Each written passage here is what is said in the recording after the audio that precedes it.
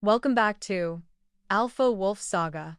Before tonight's story begins, we want to take a moment to sincerely thank every one of you who continues to watch, support, comment, and return to this channel. Whether you've been here since our very first story or you only recently discovered this world of Alpha Kings, wounded hearts, loyal wolves, hidden betrayals, and unexpected love, we are truly grateful that you chose to spend part of your time with us. Every view, every comment, every quiet evening you spend listening helps Alpha Wolf Saga continue to grow. Here, our stories are never only about power. They are about compassion, about the people everyone overlooks, about strong men learning that courage does not mean never being afraid, about women who may seem ordinary at first, yet somehow become the one person capable of reaching a heart everyone else believed was untouchable. And tonight's story begins with something no enemy army, rival alpha, or battlefield ever managed to accomplish. A tiny needle made the most feared Alpha King in the North retreat. Not from the room, not behind his guards, but directly behind one very surprised Beta woman. What began as an almost ridiculous moment would soon uncover an old wound, a buried betrayal, and a love neither of them was prepared for. So make yourself comfortable.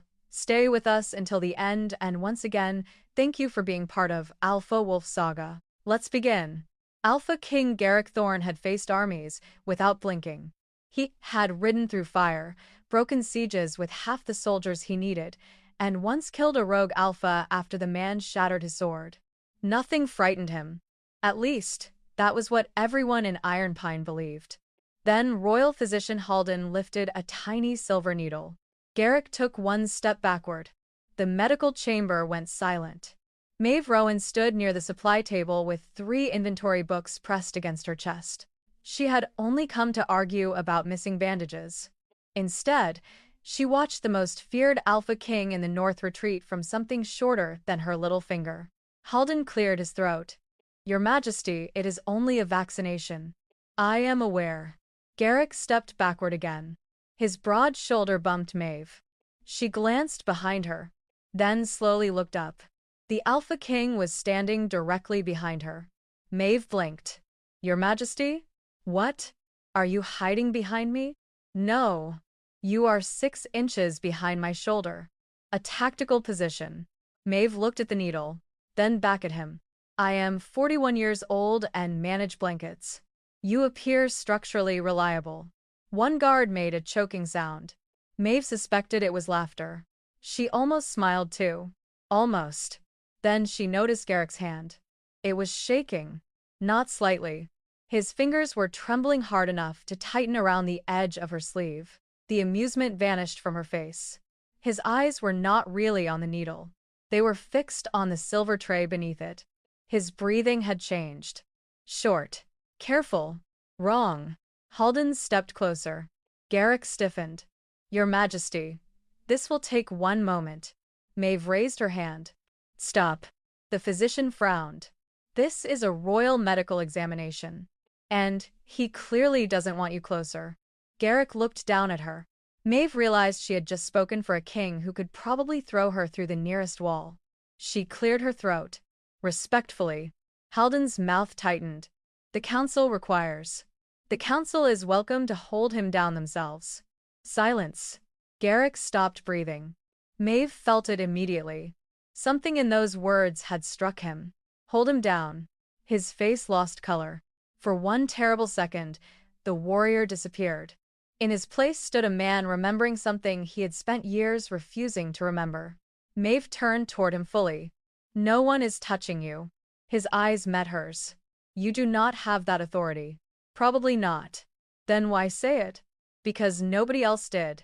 The room remained still. Finally, Garrick looked at Halden. "Leave." The physician hesitated. "Now." Everyone hurried out. Maeve started to follow. "Not you." She stopped. Garrick walked toward the window, keeping his back to her. For a long moment, he said nothing. Then quietly, "I have fought men who wanted my head on a spear." Maeve folded her arms. "I assume none of them carried needles." His shoulders moved. Almost a laugh. Then his voice dropped. 9 years ago, After Hollow Ridge, I woke in a field hospital. Maeve's expression softened. Hollow Ridge. The battle where Luna Elowen died. I remember straps around my wrists, Garrick said. His hands tightened. I remember a needle. Maeve stayed silent. And I remember my wife calling my name from somewhere beside me. He turned. Pain lived openly in his eyes now. But I cannot remember what happened after that. Maeve's heart slowly tightened. Because inside the inventory book she carried was the name of one abandoned building. Old Mercy Field Infirmary.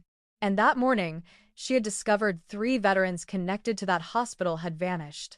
All within the same month. Maeve Rowan had learned a long time ago that people stopped noticing you when they decided your work was ordinary. That suited her. Ordinary people heard things. They saw things. And nobles were remarkably careless around women carrying laundry lists. By sunrise, Maeve had already crossed half of Ironpine Keep with 2 ledgers under one arm, a basket of medical cloth under the other, and a piece of toast held between her teeth. A young guard hurried past her. Morning, quartermaster. Maeve pulled the toast free. Is it? He glanced toward the pale windows. Technically. Then I object. The guard laughed and continued down the corridor. Maeve smiled faintly. She had slept less than 4 hours. Not because of Garrick. She refused to admit that. Certainly not because she kept remembering the way his fingers had trembled against her sleeve. Or the way the most powerful man in Ironpine had looked at her when she said no one would touch him. Absolutely not. She was thinking about records. Very respectable records. Records did not have dark eyes, broad shoulders, or an unexpectedly dry sense of humor. Maeve opened the first ledger harder than necessary. Ridiculous. A maid nearby looked at her. Maeve lifted the book. Numbers. The maid nodded slowly and walked away. By mid-morning, Maeve had found 17 irregular pension payments. That was when the humor left. According to the Royal Treasury, 17 wounded veterans from Hollow Ridge had received full winter support. According to Maeve's own delivery records, 7 were living without enough firewood. 4 had received no medicine. 2 had died during the previous winter. And 3 names had simply disappeared. Maeve ran one finger down the page. Thomas Grell. Eamon Bell. Calder Rusk. Her finger stopped. Calder Rusk. She knew that name. Everyone old enough to remember Hollow Ridge did. Captain Calder Rusk had once commanded Garrick's personal guard. Official histories said he died protecting the king. The pension ledger said the same thing. Deceased. Maeve stared at the word. Then slowly reached for her coat. Because she had fed Calder Rusk 3 nights ago. He had stolen half a loaf of bread from her basket and growled when she complained about it. Dead men were becoming extremely demanding. Old Mercy Field Infirmary stood beyond the eastern wall, half hidden beneath winter bare pine trees. The council had condemned it years ago. Maeve had responded by acquiring a second key. Inside, the building smelled of wood smoke, old stone, herbs, and men too stubborn to admit they needed help. Eamon Bell sat near the fire with one cloudy eye and a blanket over his knees. You're late. Maeve set down her basket. You're alive. Barely. That explains the complaining. Eamon peered into the basket. Soup? Turnip. He sighed deeply. Cruel woman. And yet you survive. Maeve moved through the infirmary, checking bandages, replacing lamp oil, and quietly leaving 2 extra pairs of wool socks beside a sleeping veteran who would refuse them if she offered directly. No one here called her useless. They knew better. They had lived long enough to understand that sometimes the person who remembered your medicine mattered more than the person who won the war. A low growl sounded from the rear hallway. Maeve looked up. Calder. Another growl. You already had breakfast. A massive gray-black wolf stepped through the doorway. Scar tissue crossed one side of his muzzle. One eye had gone cloudy. His shoulders nearly reached Maeve's chest. The crown records called him dead. The palace servants called him mad. Maeve called him rude. Calder approached. You stole Eamon's bread. The wolf looked away. Eamon pointed at him. He did.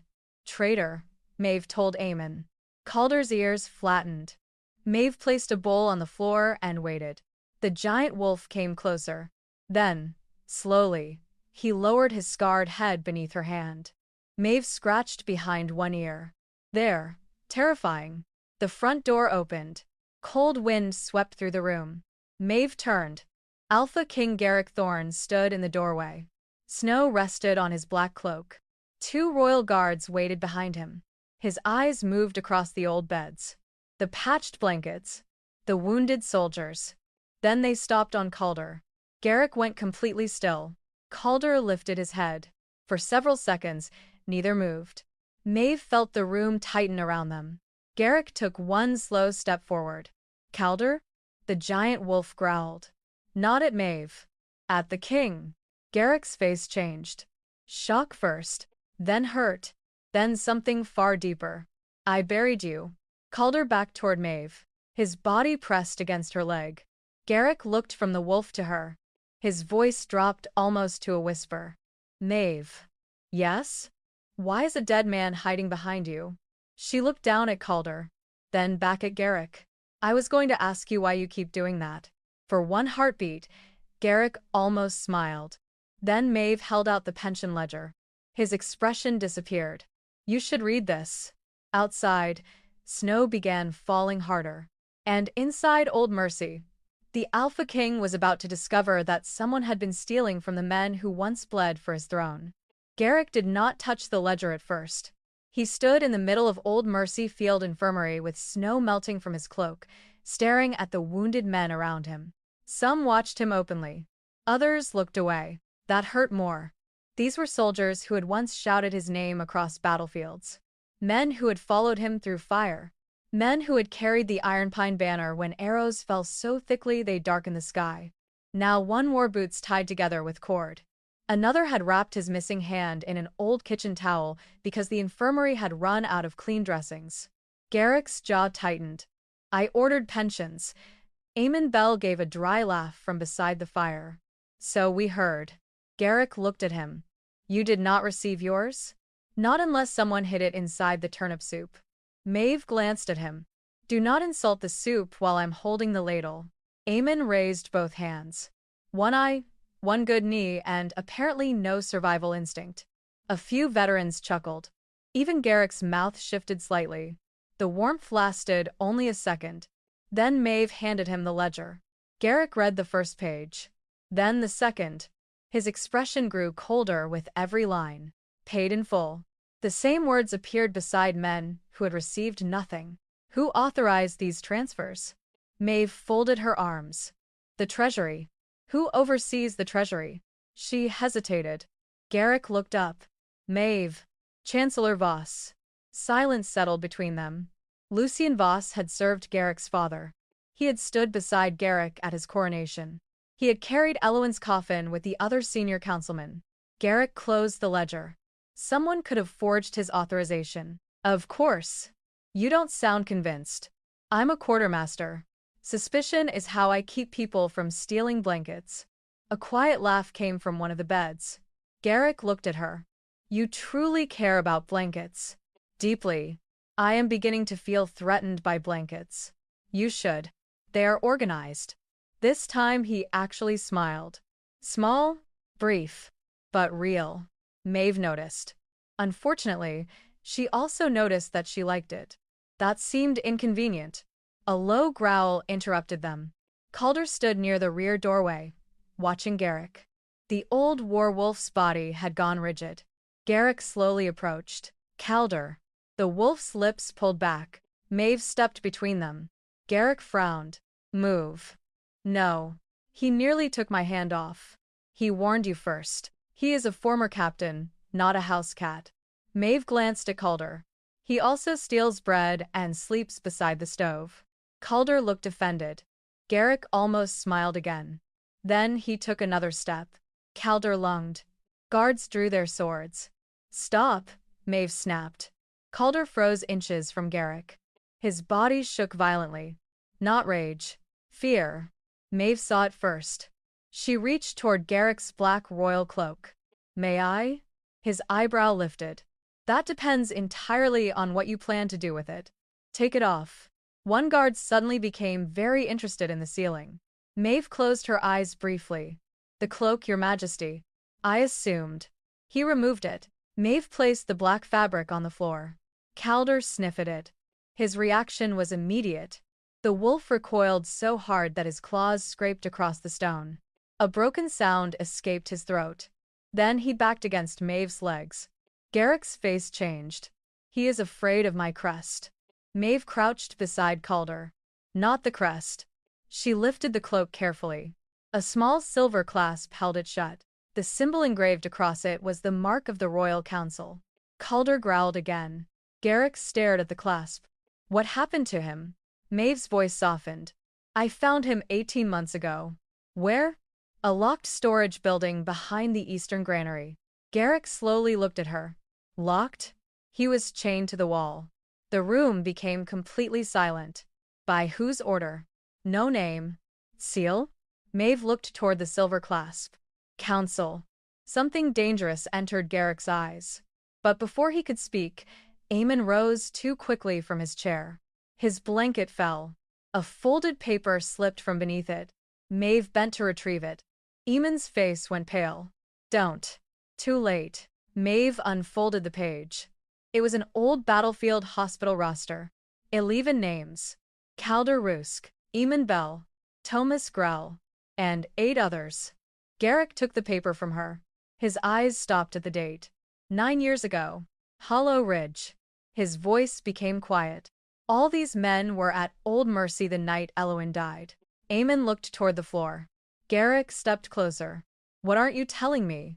Before Eamon could answer, Calder suddenly lifted his head. His ears turned toward the eastern road. A howl tore from his chest. Then someone screamed outside. Maeve and Garrick ran toward the door. A guard stumbled through the snow. Your Majesty. Garrick caught his shoulder. What happened? The guard struggled for breath. Thomas Grell is gone. Maeve looked at the hospital roster.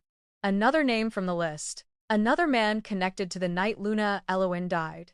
Garrick's hand tightened around the paper. And for the first time, Maeve saw something colder than anger in the Alpha King's eyes. Someone was not merely stealing pensions. Someone was erasing witnesses. They found Thomas Grell's cane beside the eastern road. Nothing else. No body. No tracks leading away. Only the cane, a dark patch of blood on the snow, and one broken lantern half buried beneath fresh powder.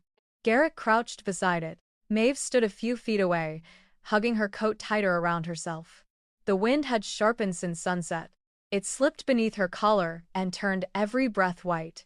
Captain Orenvale approached from the tree line. No trail, Your Majesty. Garrick looked up. Impossible. The snow is too fresh. No. His voice hardened. A 62-year-old man with a bad hip does not vanish from an open road. Maeve looked toward the trees. He didn't leave on foot. Garrick turned to her. You see something? She pointed toward a narrow section of flattened snow near the ditch. Something heavy was there. A wagon? Or a sled? Captain Oren frowned. There are no wheel marks. Maeve nodded. Exactly. Garrick's eyes sharpened. A winter sled could move quietly and leave almost nothing once the snow began again. Someone had planned this. Thomas's cottage stood less than half a mile away. The front door was open. Inside, the fire still burned. A kettle hissed above the stove. One cup sat on the table. Maeve touched it. Still warm. Garrick looked around. Search everything. The guard spread through the small house. Maeve checked drawers, shelves, old medicine boxes. Nothing. Then she noticed the fireplace. Fresh ash sat over older gray coals. She knelt. Your Majesty. Garrick came beside her. Maeve used the iron tongs to lift a blackened piece of parchment. Most of it crumbled. 3 words survived. Hold Western Riders. Garrick stopped moving. Maeve looked at him. His face had gone very still. The Western Cavalry, he said. She waited. They were supposed to reach Hollow Ridge before midnight. His jaw tightened. They arrived after dawn. Maeve's stomach turned cold. Elowen died before dawn. Yes. The word barely left him. For several seconds, Garrick stared at the burned message like it might change if he looked long enough. Then he folded it carefully. We go back to Old Mercy. The infirmary was quieter when they returned. Most of the veterans had gone to bed. Eamon sat near the fire, pretending not to wait for them. Maeve pretended not to notice. Garrick did not speak. He walked toward the old treatment wing. Maeve followed. The room smelled of dust, cold metal, and dried herbs. A rusted treatment table stood beneath the window. Leather restraints still hung from both sides. Garrick stopped. His breathing changed. Maeve noticed immediately. He stared at the straps. Then at the tray beside the table. A tiny needle lay inside an old glass case. His hand trembled. Maeve stayed near the doorway. Garrick. His eyes closed. He did not correct her for using his name. I was here. A memory hit him hard. Hands pushing him down. Leather around his wrists. Blood on the floor. Someone shouting. A needle entering his arm. Then Elowen's voice. Garrick. His knees nearly gave. Maeve stepped forward. He raised one hand. Don't. She stopped. Okay? His breath came unevenly. Leave. Maeve waited. Then quietly. Do you want me to? Silence. His eyes remained shut. No. Maeve lowered herself to the floor several feet away. She said nothing. That seemed to help more. Minutes passed. Garrick slowly sat against the wall. The Alpha King who had terrified armies now sat on a dusty floor beside a woman who spent most of her days arguing over socks. Maeve glanced at him. You know, this is not how I expected royal evenings to look. A weak laugh escaped him. Disappointed? A little. I assumed there would be better chairs. His mouth moved. That small smile mattered. Then Maeve noticed something beneath the treatment table. A glint of brass. She reached under and pulled out a military identification tag. Dust covered the engraving. She rubbed it clean. The warmth left her face. Garrick saw her expression. What? Maeve handed it to him. The tag bore the personal crest of Chancellor Lucien Voss. Garrick stared at it. Voss had been one of the first men to reach Garrick after Hollow Ridge. One of the men who had told him Elowen could not have been saved. One of the men who had spent 9 years insisting the past was settled. Garrick closed his hand around the tag. Maeve watched him carefully. You're thinking something dangerous. I usually am. That was almost charming. He looked at her. Almost? Do not become ambitious. For the first time that night, Garrick truly smiled. Then footsteps sounded in the hall. Fast. Urgent. Eamon appeared in the doorway. His face was pale. Your Majesty. Garrick stood. What happened? Eamon swallowed. Someone searched Calder's room. Maeve's smile vanished. Eamon held up a torn piece of leather. And whatever they were looking for. He looked at the brass tag in Garrick's hand. They knew exactly where to find it. By morning, Chancellor Lucien Voss was waiting for them in the council chamber. That bothered Maeve immediately. No messenger had been sent. No formal summons had gone out. Yet Voss stood beside the long black table as though he had known Garrick would come. Silver hair. Perfect quat. Calm hands. The kind of face people trusted because it never seemed surprised. Maeve distrusted it on principle. Garrick placed the brass military tag on the table. Voss looked down. For one heartbeat, something changed in his eyes. Then it was gone. My old field tag. Garrick watched him carefully. It was under the treatment table at Old Mercy. Voss nodded slowly. I visited Hollow Ridge. Why? To help. Maeve almost coughed. Voss glanced at her. She smiled politely. Dust. There was no dust. Garrick noticed. His mouth twitched. Voss continued. Half the senior council passed through that hospital during the battle. Were you there when Elowen died? The room changed. Even Maeve felt it. Voss lowered his voice. I was nearby. That was not my question. No. Up house. I was not in the room. Garrick's jaw tightened. Voss hid. I understand why this is painful. Maeve watched his hands. Still. Too still. People remembering grief usually moved somehow. Touched a ring. Looked away. Swallowed. Voss did none of those things. He simply performed sadness. I cared for Luna Elowen deeply, he said. Garrick's eyes turned cold. Choose your next words carefully. Voss bowed his head. I meant only that her death wounded the entire kingdom. Maeve looked at the polished table. Interesting. Not I miss her. Not I failed her. The kingdom. Always the kingdom. Always distant enough to be safe. Garrick slid the burned parchment forward. Hold Western Riders. Voss read it. His expression barely changed. Old military orders are easy to misunderstand without context. Then give me context. I would need the complete document. Convenient. Voss finally looked at Maeve. That look lasted 1 second too long. She smiled. It annoyed him. Good. The meeting ended without answers. Outside, Garrick walked beside Maeve through the western gallery. You enjoyed that. Which part? Annoying him. Maeve considered it. A little. You smiled. I am capable of smiling. Rarely at me. That requires favorable conditions. Garrick stopped. Maeve took 2 more steps before realizing. She turned. He was looking at her.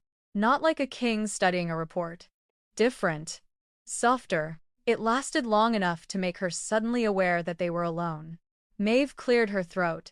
We should continue investigating. Garrick's eyebrow lifted. Very professional. I am deeply professional. You called the royal physician a coward yesterday. He was holding a needle. That explains nothing. It explains everything. Garrick laughed. A real laugh. Maeve's chest did something deeply inconvenient. She turned away first. At the end of the corridor, Lucy and Voss stood waiting. Apparently, inconvenient moments traveled in groups. Quartermaster Rowan. Garrick's expression cooled. Voss smiled. A private word. Garrick did not move.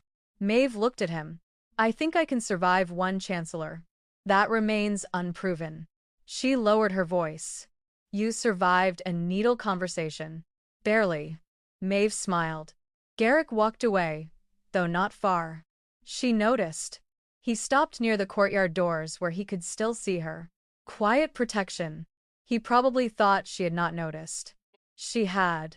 Voss waited until Garrick was out of hearing. You have become very visible. Maeve folded her hands. I prefer storerooms. Then returned to them. His tone remained pleasant. The warning beneath it did not. You are confusing numbers with influence. No? Maeve looked directly at him. I am confusing missing money with theft. His smile weakened. You should be careful.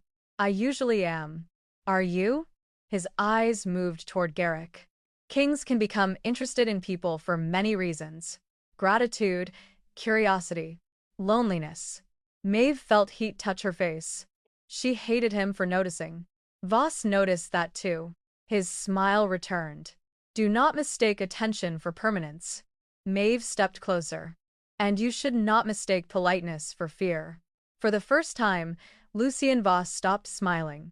That evening, someone entered Old Mercy through the collapsed surgery wing. Maeve woke to Calder roaring. She ran into the corridor barefoot. A masked man stood beside the records cabinet with a burning torch. Stop! He turned. Then threw the torch. Maeve grabbed the nearest wool blanket and smothered the flames. Really? She shouted. Do you know how difficult those are to replace? The attacker lunged. Calder hit him from the side. The man crashed into the wall. Before the guards reached them, he escaped through the broken window. But something remained on the floor. A heavy gold signet ring. Garrick arrived minutes later. He picked it up. Lord Harrowdane. Deputy Treasurer. Maeve frowned. Too easy. Garrick looked at her. You think it was planted? I think intelligent criminals rarely wear engraved jewelry to commit treason. His eyes narrowed thoughtfully. Then Calder began scratching at the stone wall behind the burned cabinet. Once. Twice. Again. Maeve crouched beside him. What is it? Calder growled and struck the same stone harder. Garrick knelt beside her. Together, they pulled the loose block free. Something wrapped in black oilcloth was hidden inside. A ledger. Old. Military. And across the front, written in faded ink, were 5 words. Emergency Accounts Hollow Ridge Campaign. Maeve looked at Garrick. His face had gone still. Someone had tried to burn the records. Someone had planted another man's ring. And someone had hidden this book for 9 years. Now they finally had the one thing Lucien Voss had hoped would never be found. Proof. The ledger smelled like dust, smoke, and old leather. Maeve carried it to the nearest table as carefully as if it might bite her. Garrick followed. Calder stayed close to her leg. Eamon watched from the fire. No one spoke while Maeve unwrapped the oilcloth. The first pages looked ordinary. Food deliveries, horse feed, bandage, lantern oil, emergency medicine. Then the handwriting changed. Maeve leaned closer. Here. Garrick moved beside her. Too close. Close enough that she felt the warmth of him against her shoulder. Maeve suddenly became very interested in the page. This section covers the final 2 days of Hollow Ridge. Garrick reads silently. 300 blankets. 40 crates of dried meat. 12 medical wagons. Then, Western cavalry departure postponed by council authority. Garrick stopped breathing. Maeve looked at him. His eyes had gone hard. Time? She pointed. 11:40 that night. His jaw tightened. The riders should have left before 10. Maeve turned the page. There was another notation. Second delay authorized. Then a symbol. A black pine divided by one vertical line. Maeve frowned. I know that mark. Garrick looked at her. From where? The pension transfers. She pulled another ledger from her bag. Garrick stared at the bag. You carry financial records everywhere? I once found 3 unpaid widows because I brought the wrong notebook to lunch. That does not answer the question. It explains the trauma. Despite himself, he smiled. Maeve opened the pension ledger and placed it beside the battlefield account. Same mark. Exactly. Garrick's smile disappeared. So whoever delayed the cavalry later controlled the missing pension money. Yes. And someone has been cleaning both ends of the same story.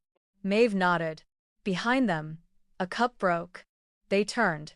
Eamon stood beside the fire. His face had gone pale. Maeve moved toward him. Eamon?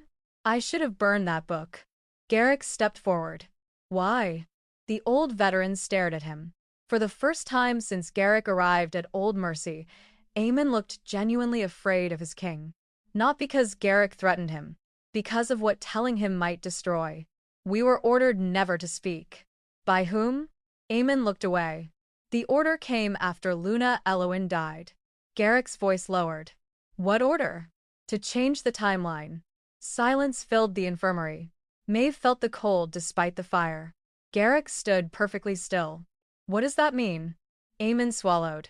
The official report says the Luna was already gone before the Western cavalry could have reached us. Yes. She wasn't.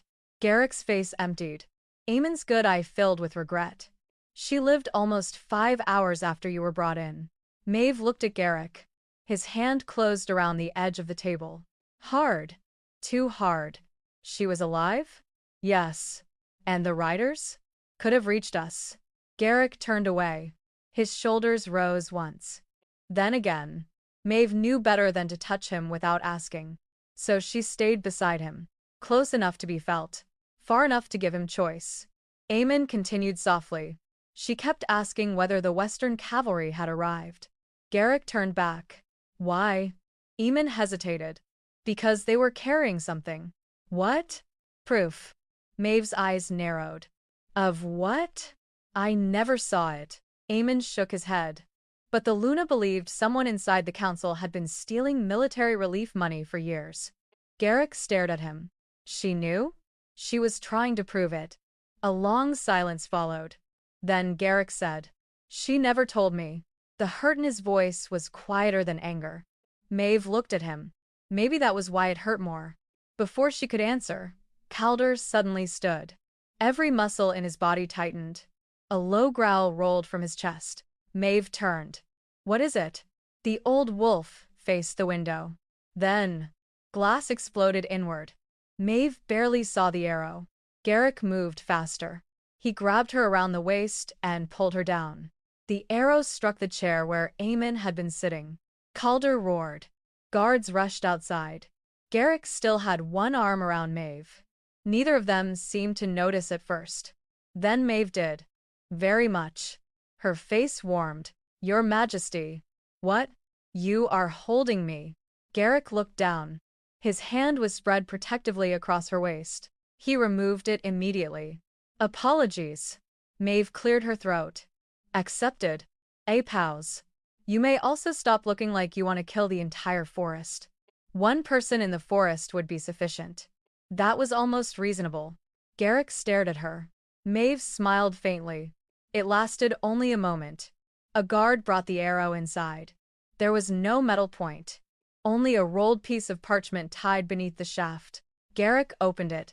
4 words. Stop digging. She knew. Maeve's expression changed. Garrick read it again. She knew. Maeve looked toward Eamon. Then, the old ledger. Then back at Garrick. Elowen. His face hardened. Somewhere inside Ironpine, someone was still terrified of what the dead Luna had discovered. And for the first time in 9 years, Garrick was beginning to understand why. Maeve did not sleep that night. Neither did Garrick. By sunrise, they were sitting across from each other in a small archive room beneath the western tower, surrounded by boxes that smelled of dust, ink, and old secrets. Maeve had chosen the room because no councilman liked coming there. Too many stairs. Too little wine. A perfect place for honest work. Garrick sat with his sleeves rolled to his forearms, reading through one of Luna Elowen's old charitable ledgers. Maeve glanced at him. You missed one. He looked up. What? She pointed to the corner of the page. That mark. Garrick frowned. You enjoy correcting kings. I enjoy accurate records. That sounded rehearsed. It has become necessary. His mouth curved. There it was again. That small smile Maeve was beginning to notice far too quickly. She looked back down before he noticed her noticing. Elowen's records were surprisingly simple. Widow payments. Food deliveries. Winter medicine. Repairs to veterans' homes. Nothing glamorous. Nothing a powerful criminal would think worth destroying. That was why Maeve trusted them. She ran her finger down one column. Then stopped. Garrick. He was beside her almost immediately. She tried not to notice that either. Look. 3 years before Hollow Ridge, money meant for injured soldiers had been transferred into a temporary military company. The following year, it happened again. Different company. Same amount. Same approval symbol. The black pine divided by 1 line. Garrick's expression darkened. Maeve pulled another ledger closer. Here too. Widows' funds. Veterans' housing. Medical supplies. Small amounts each time. Small enough not to frighten anyone. Large enough to become a fortune over years. Garrick leaned back. Elowen found this. She was following it. She never told me. Maeve heard the hurt beneath the words. Again. This time, she did not avoid it. You were fighting on 3 borders. That is not an excuse. I didn't say it was. His eyes lifted to hers. Maeve continued more softly. She may have wanted proof before she came to you. I was her husband. Yes. She trusted me. Yes. Then why would she hide this? Maeve hesitated. Because the answer might hurt. Garrick saw that. Say it. She folded her hands. Maybe she trusted you. He frowned. That is not what I asked. Maybe she didn't trust the people around you. Silence. The words landed harder than Maeve expected. Garrick looked toward the window. For several seconds, he seemed to forget she was there. Then he said quietly, Voss stood beside me every day. Maeve waited. He advised my father. Yes. He held my crown at the coronation. Yes. He carried Elowen's coffin. Maeve's chest tightened. Garrick laughed once. There was no humor in it. If she suspected him, she may have been trying to protect you from accusing the wrong man. He looked at her. And if he killed her? Maeve shook her head. We do not know that. He delayed the cavalry. We think he did. He buried witnesses.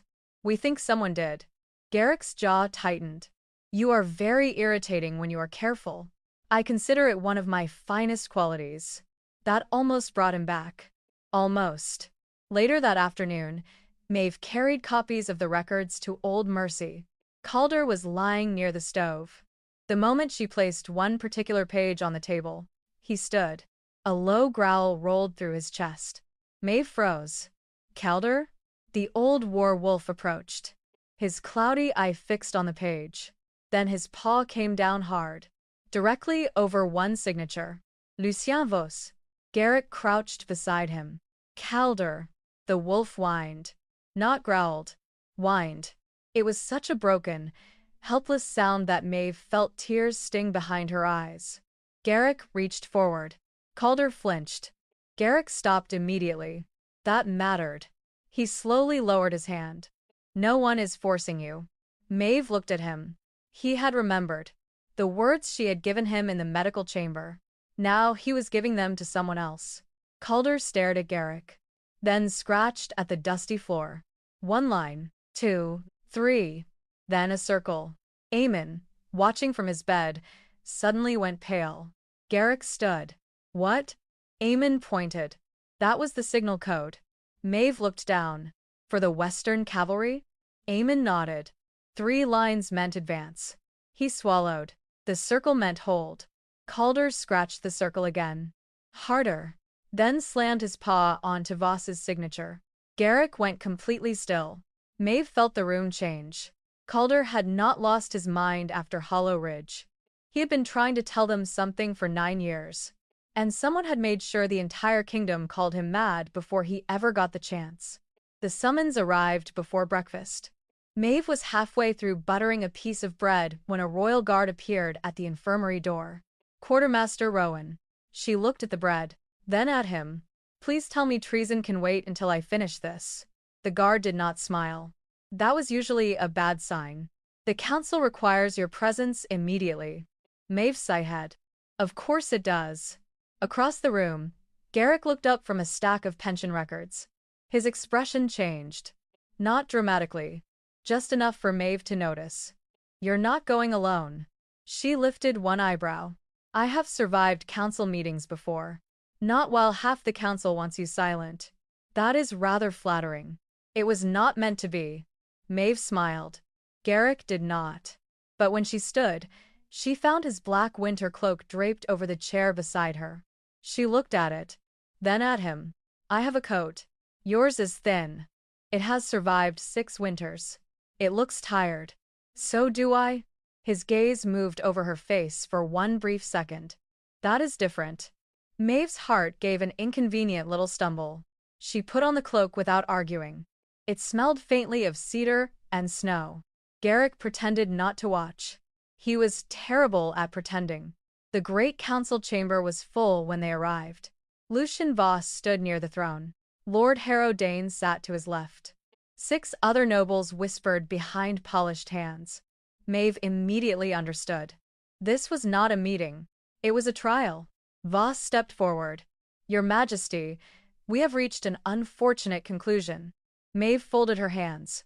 That sounds expensive. One councilman frowned. Garrick's mouth almost moved. Voss ignored her. Quartermaster Rowan has illegally occupied crown property, removed protected military documents, interfered with pension accounts, and encouraged unrest among retired soldiers. Maeve looked at Garrick. That does sound expensive. Maeve. Yes, Your Majesty? Please try to look concerned. She straightened her face. Like this? Worse. A few guards near the wall lowered their eyes to hide smiles. Voss's jaw tightened. Your Majesty, this is serious. Garrick's humor disappeared. I know. Voss turned toward Maeve. She is manipulating wounded men. She has encouraged them to distrust the crown. Maeve's expression softened. They did not need my help with that. Silence. That one hurt. Garrick felt it. She saw it in his eyes. Voss stepped closer. This woman has taken advantage of your grief. Garrick looked at Maeve. For one long moment, the room seemed to wait. Weeks ago, he might have doubted her. Now he remembered Calder recoiling from the council clasp. He remembered the missing pensions, the hidden ledger, the arrow, the burned order. He remembered Maeve sitting on a cold floor because he had asked her not to leave. Garrick stood. No one arrests her. Voss froze. Your Majesty. No one touch her. The words were quiet. That made them more powerful. Maeve looked at him. Something warm moved through her chest. Not victory. Something far more dangerous. Garrick descended from the throne. He stopped beside her. Old Mercyfield Infirmary is now under direct royal protection. Murmurs spread through the chamber. Every pension account connected to Hollow Ridge will be opened. Voss's face tightened. That could destabilize the treasury. Garrick looked at him. Good. The room went silent. Let dishonest men feel unstable.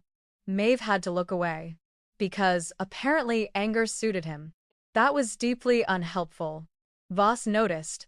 His eyes moved between them. Slowly, Maeve felt heat rise into her face. Wonderful. Now the Chancellor knew too. After the council dispersed, Garrick walked her through the lower courtyard. Maeve still wore his cloak. You can stop looking pleased, he said. I am not pleased. You're smiling. I enjoy watching powerful men become uncomfortable. Should I be worried? Maeve looked up at him. Frequently. He laughed. Then a young beta officer approached. Captain Julian Hart. Tall. Friendly. Annoyingly handsome. He bowed to Garrick, then smiled at Maeve. Quartermaster Rowan. Captain. I heard what happened in council. News travels fast. Only interesting news. His smile remained on her a little too long. Garrick noticed. Maeve noticed Garrick noticing. That was more interesting. Julian continued. If you ever need escort to Old Mercy, I would be glad to volunteer. Garrick answered before Maeve could. She already has one. Julian blinked. Maeve looked at Garrick. I do? Yes. Who? Me. There was a tiny silence. Julian's mouth twitched. Of course, Your Majesty. He bowed and left. Maeve waited until he was far enough away. Then she turned. Were you jealous? Garrick looked offended. No. You answered very quickly. I am efficient. Ah. What does that mean? Nothing. You are smiling again. Am I? Garrick narrowed his eyes. Maeve walked ahead. She was still smiling when he caught up. Neither saw the crossbowman above the arch. The bolt struck stone beside Maeve's head. Garrick moved instantly. He pulled her against him and drove them both behind a pillar. Guards shouted. Boots thundered. Maeve's cheek pressed against Garrick's chest. His heartbeat was fast. Too fast. His arm remained wrapped around her. Are you hurt? No. Maeve. I'm fine. Only then did he breathe. A guard rushed toward them. The shooter escaped. Maeve looked toward the roof. For 1 second, she had seen the man's face. Her blood turned cold. I know him. Garrick looked down. Who? The royal messenger from the old Hollow Ridge records. His expression hardened. That man died 8 years ago. Maeve slowly shook her head. No. She looked toward the empty rooftop. Someone only made the kingdom believe he did. The dead messenger's name was Silas Morn. According to the Royal Archive, he had died 8 winters ago. According to Maeve's eyes, he had nearly put a crossbow bolt through her head yesterday. She stood beside Garrick in the records chamber while 3 clerks hurried through old payroll books. Garrick had been quiet since morning. Too quiet. Maeve glanced at him. You're doing that thing again. His eyes remained on the ledger. What thing? Looking like you intend to personally threaten paper. The paper is being uncooperative. It has no natural predators. It does now. Maeve smiled. Garrick noticed. He had started noticing every time she smiled. That was becoming a problem. A clerk finally approached. Your Majesty. He placed a pension register on the table. Silas Morn is listed as deceased. Garrick nodded. We know. But someone has been collecting his monthly crown payment ever since. Maeve leaned closer. Where? The clerk pointed to a coded account. An estate outside the capital. 3 hours later, Garrick and Maeve rode east beneath a gray winter sky. Maeve had expected a full escort. Garrick brought only 4 guards. You trust very few people now, she said. I trusted too many before. There was no bitterness in his voice, only exhaustion. Maeve looked ahead. After a moment, Garrick spoke again. Captain Julian volunteered. Maeve turned. For this? Yes. And I declined. Why? He seemed overly enthusiastic. Maeve stared at him. About protecting the crown? About protecting you. There it was. She bit the inside of her cheek. Garrick. What? You are jealous again. I was never jealous the first time. Of course. I am evaluating threats. Captain Julian is a threat? He smiles excessively. Maeve laughed. Garrick looked offended. You find this amusing. Very. He muttered something under his breath. She leaned closer. What was that? Nothing. Coward. He looked at her. The woman who watched me hide from a needle has become dangerously confident. Maeve smiled. You survived. Barely. The estate appeared near dusk. Small. Remote. Well-maintained. Silas tried to escape through the rear door the moment he saw Garrick. Calder, who had followed their horses through the forest, stepped into his path. The old war wolf growled. Silas fell to his knees. Please. Garrick entered slowly. You carried the Western Cavalry Order. Silas's face turned white. I only delivered it. Whose order? Silence. Garrick took one step closer. Maeve touched his sleeve. Not to stop him. Just enough to remind him she was there. His shoulders eased slightly. Silas noticed. Everyone did. Whose order? Garrick asked again. Silas looked toward the floor. Chancellor Voss. The room became still. Maeve felt Garrick's body harden beside her. Silas continued quickly. Luna Elowen discovered the relief accounts. She had copies. Names. Transfers. Everything. Garrick's voice was low. And the writers? They were carrying her evidence. Maeve's stomach tightened. Voss delayed them to stop it from reaching Garrick. Silas nodded. He believed the Luna would survive the battle. Garrick stared at him. He gambled with her life. Yes. The word broke something. Garrick walked outside. Maeve followed after a few moments. Snow had begun falling. He stood beneath a bare pine tree, hands clenched at his sides. I should have known. Maeve stopped beside him. No. I was her husband. You were fighting a war. I should have protected her. You were unconscious. His jaw tightened. I heard her calling me. Maeve said nothing. He looked at the snow. They tied me down. His breathing changed. The needle. Maeve understood. I fought them. I know. I thought she died because I could not reach her. His voice cracked on the last word. Maeve's heart broke quietly with it. She didn't. He looked at her. She died because powerful men decided their secrets mattered more than her life. Garrick closed his eyes. For the first time, the Alpha King did not try to hide what came next. Tears slipped down his face. Silent. Uncontrolled. Maeve moved closer. Slowly. Giving him time to refuse. He did not. She wrapped both arms around him. For a moment, Garrick stood rigid. Then his hands came around her. Not like a king claiming someone. Like a tired man finally allowing himself to fall. Maeve rested her cheek against his chest. Neither spoke. The snow kept falling. After a long while, Garrick whispered, I remembered your voice in the medical room. Maeve looked up. What? When you said no one would touch me. His eyes stayed on hers. I remembered it later. She swallowed. That seems unfortunate. It was. Why? Because then, I missed you. Maeve went still. Garrick seemed to realize he had said too much. He cleared his throat. I mean... Maeve's mouth curved. No. No? Do not ruin it. For the first time that day, Garrick laughed. Softly. Against her hair. But inside the estate, Silas Morn had revealed one final fact. Voss had not worked alone. And one member of Garrick's current council had personally signed the order that kept the reinforcements from reaching Elowen. That man was still sitting beside the throne. By noon, the great hall was full, not with nobles alone. Garrick had ordered the doors open to veterans, widows, servants, guards, and every family whose pension had disappeared. Lucien Voss hated that. Maeve could tell.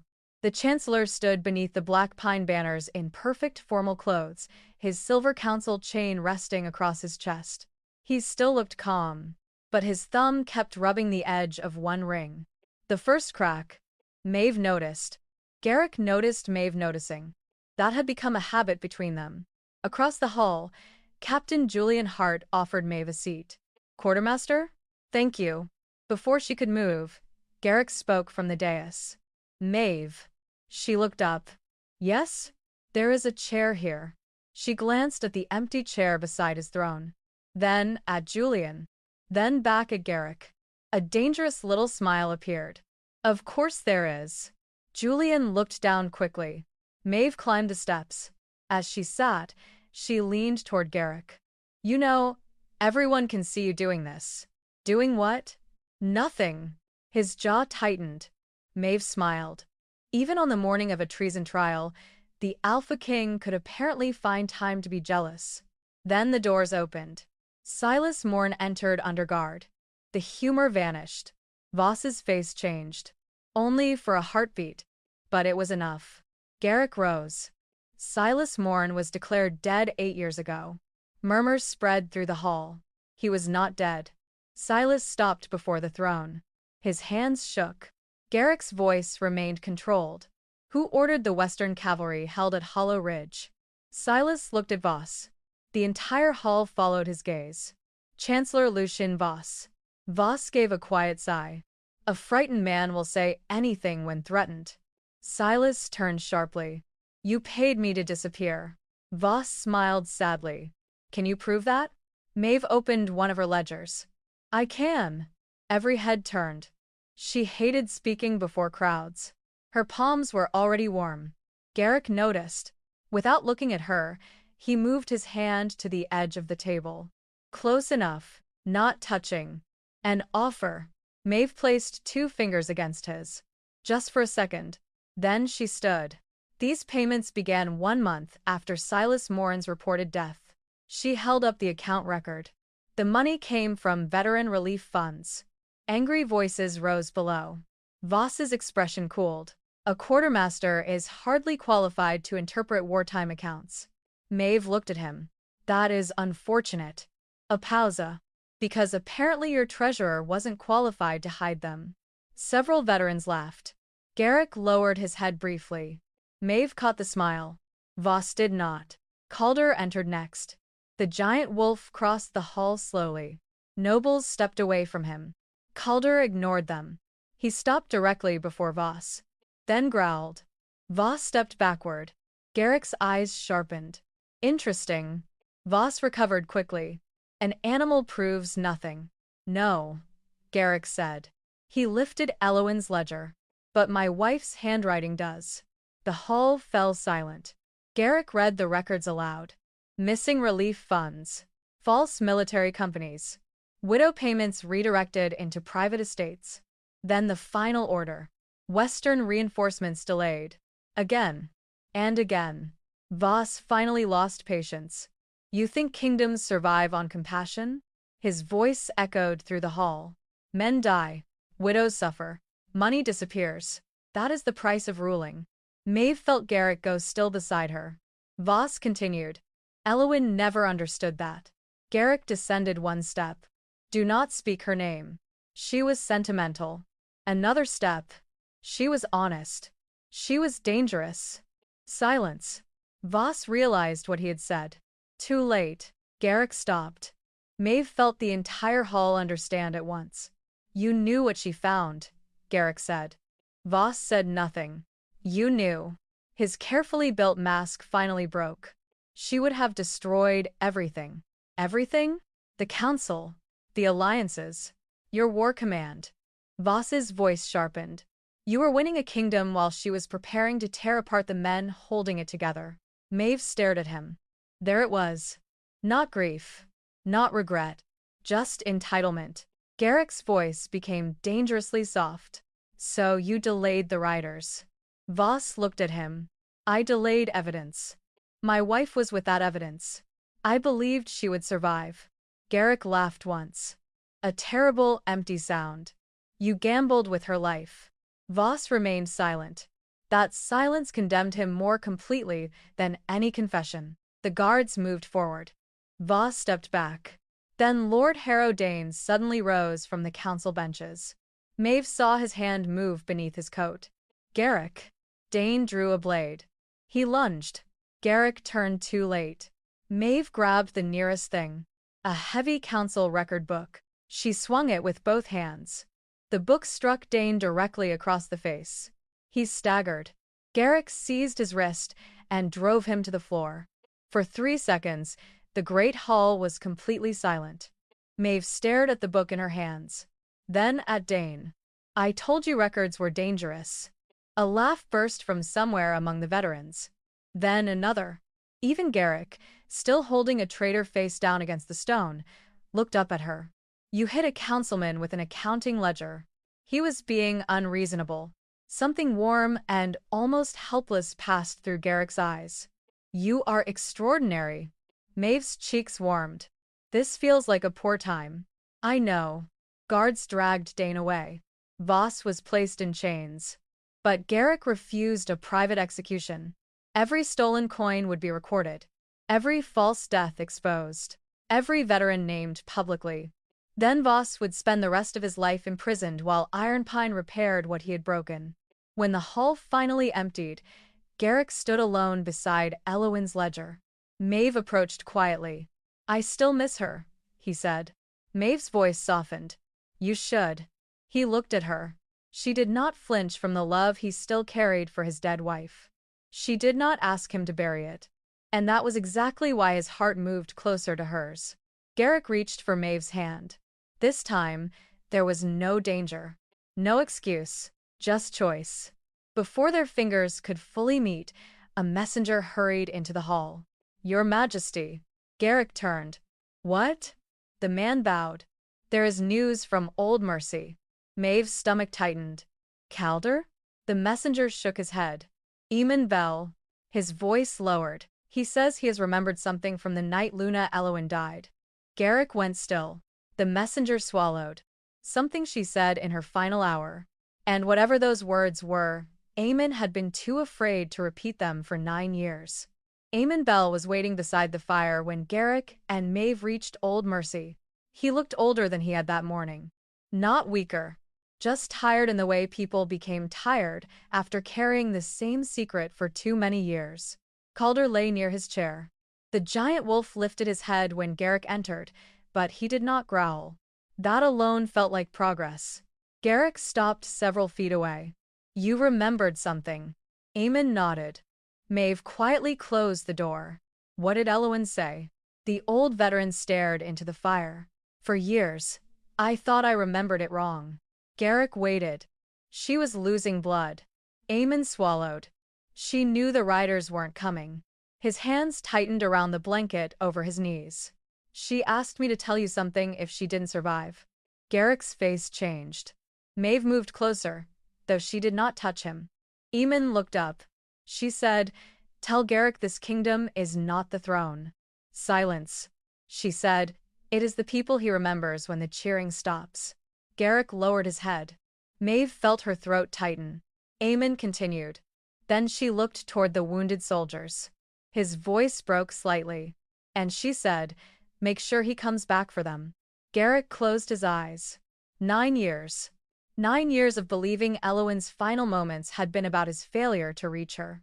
But she had been thinking about everyone else. About the men left bleeding after the battle.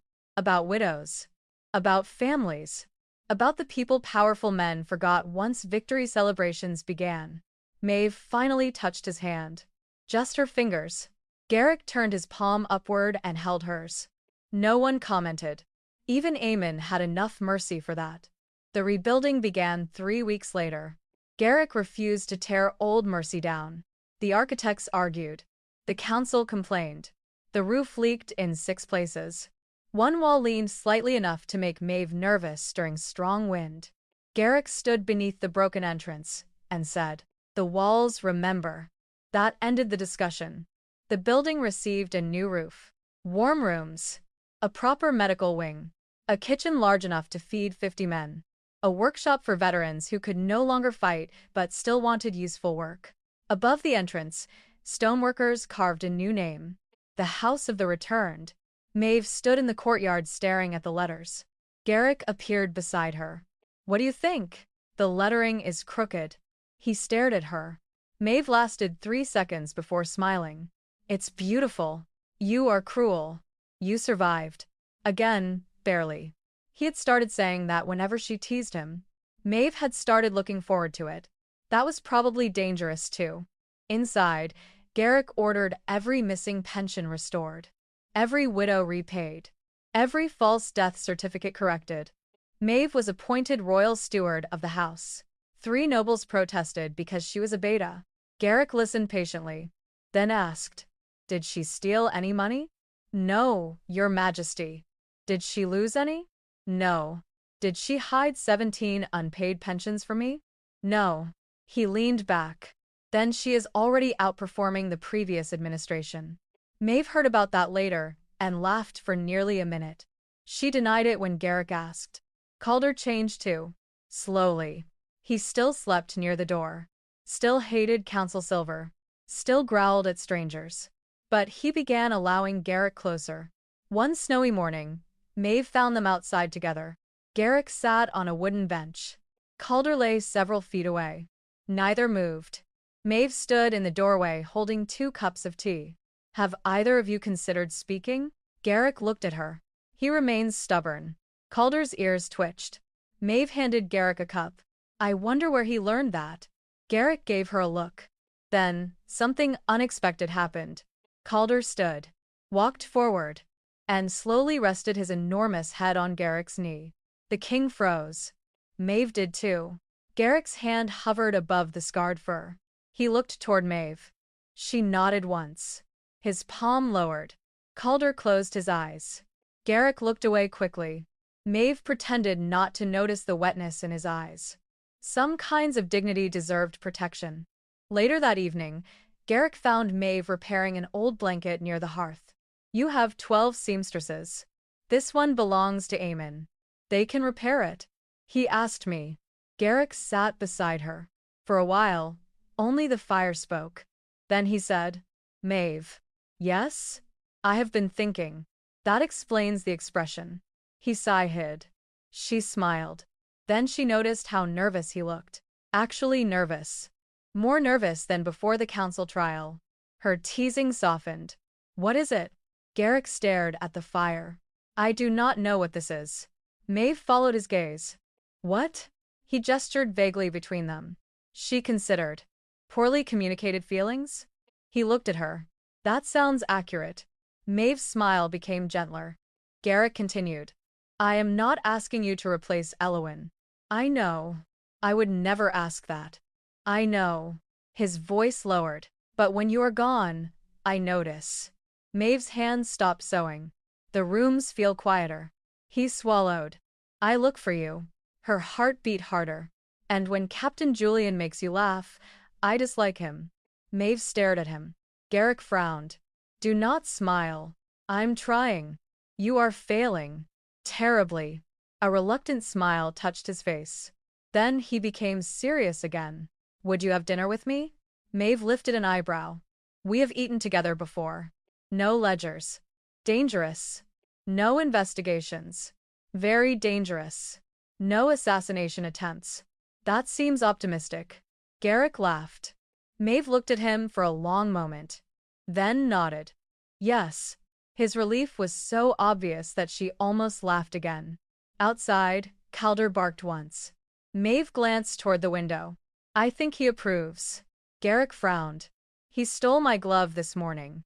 Perhaps approval remains complicated. And for the first time in 9 years, Garrick looked toward tomorrow without feeling that he was betraying yesterday. 6 months later, Alpha King Garrick Thorne returned from the northern border with blood on his shirt. Maeve saw it before he even reached the doors of the House of the Returned. She dropped the ledger in her hands. "Garrick." He looked down at the dark stain across his shoulder. "This?" "Yes." "That?" "It is nothing." Maeve walked toward him. "You are bleeding through 2 layers of clothing." A branch caught me. She stared at him. A branch. A sharp branch. Behind him, Captain Julian Hart coughed into his fist. Maeve looked past Garrick. Julian suddenly found the courtyard extremely interesting. Garrick narrowed his eyes. Maeve folded her arms. Medical room. I have reports. Medical room. I am king. And yet you are still dripping on my clean floor. Garrick looked down. One drop of blood had landed on the stone. Maeve pointed. Evidence. He sighed. Fine. The physician examined the wound and announced that it required 3 stitches. Garrick was completely calm until the needle appeared. Then he stopped moving.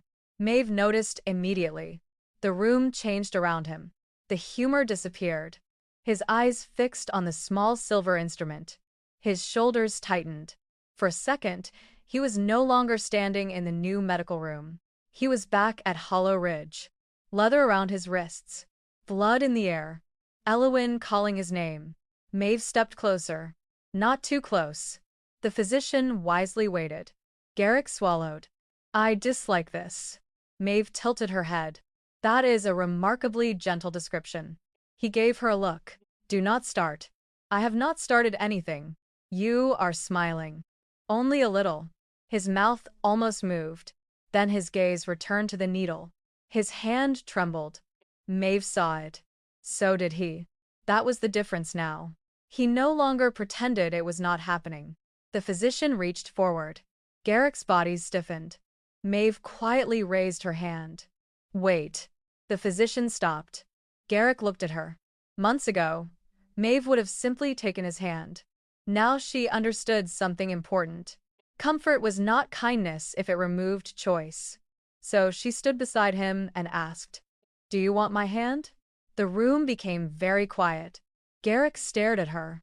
For a moment, pride fought with memory. Then something softer won. Yes. Maeve held out her hand. He took it, his fingers wrapped around hers. Firmly. Very firmly. Maeve glanced down. You know, I do need those fingers later. I am aware. For work. You manage blankets. I manage an institution. With blankets. Maeve looked offended. Garrick smiled. The physician inserted the needle. His fingers tightened around hers. He inhaled sharply. But he stayed. 1 stitch. Then another. Maeve said nothing. She simply remained beside him. By the 3rd stitch, Garrick's breathing had slowed. The physician stepped back. Finished. Garrick looked at the needle. Then, at Maeve. That was unpleasant. She nodded solemnly. A legendary battle. I showed great courage. Unmatched. You are mocking me. Lovingly. The word escaped before she could stop it. Silence. Maeve froze. Garrick did too. The physician quietly gathered his instruments and left the room with impressive speed. Maeve looked toward the door. Coward. Garrick's voice softened. Maeve. She turned back. His expression had changed. No teasing now. No king. Just him. You said lovingly. Her face warmed. I was distracted. By my courage? By your dramatic suffering. He stood. Maeve took 1 step back. Not because she was afraid. Because suddenly he was very close. Garrick studied her face. For 6 months, I have tried not to rush you. Maeve's heart began beating faster. I noticed. I have tried not to compare you to Elowen. I noticed that too. I have tried very hard not to become unreasonable whenever Julian makes you laugh. Maeve smiled. That part has gone badly. Terribly. She laughed. Garrick's eyes softened. And I miss you when you are not there. Maeve stopped smiling. Not because she was unhappy. Because those words had become more powerful than any declaration. I miss you too, she whispered. Garrick slowly reached for her hand. This time there was no needle. No wound. No fear. Only choice. He leaned closer. Maeve lifted one eyebrow. Are you going to kiss me? I was considering it. You plan battles faster. I am under unusual pressure. Maeve smiled. From me? Frequently. Then Garrick kissed her. Slowly. Carefully. Nothing like conquest. Nothing like desperation. It felt like two people who had spent months learning the shape of each other's silences. When they parted, Maeve rested her forehead against his. Still afraid of needles? Yes. She laughed softly. Good. His eyebrow lifted. Good? You are allowed to be afraid of things. Garrick looked at her for a long moment. Then he smiled.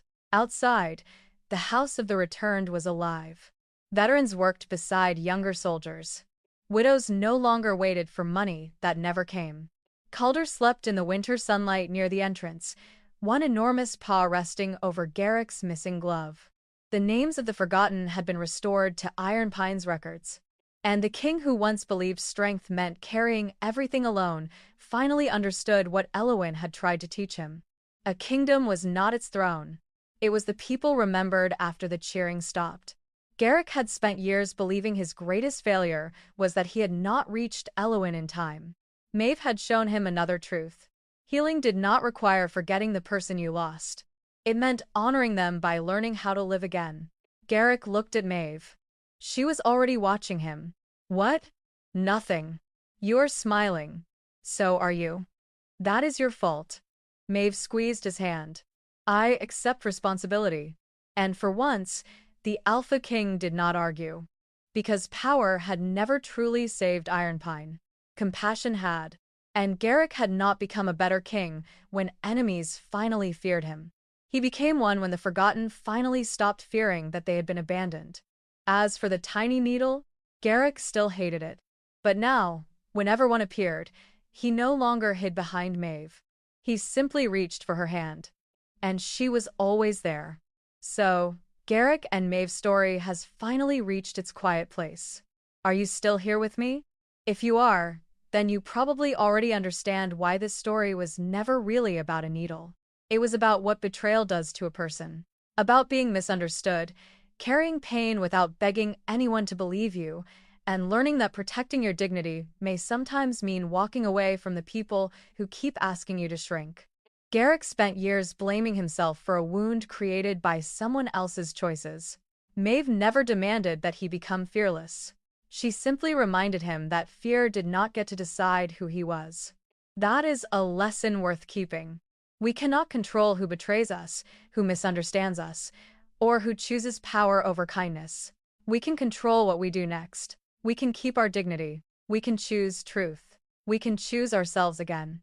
And yes, preferably without hiding behind someone every time a needle appears. If this story stayed with you, leave one word in the comments. Dignity. And if you enjoyed tonight's journey, a like, a share, or subscribing to Alpha Wolf Saga would mean a great deal. Thank you for staying with me.